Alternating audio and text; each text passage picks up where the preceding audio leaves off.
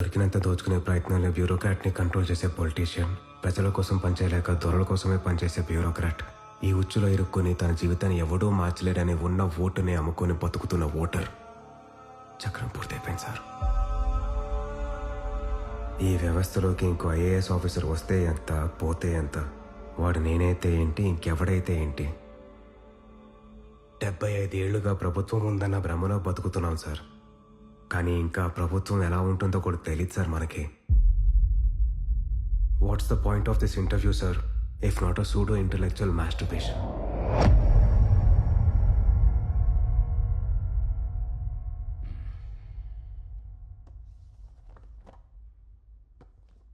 Mister Abhiram, ఈ టెంపర్మెంట్తో మీరు ఈ ఫీల్డ్లో పనికిరారు.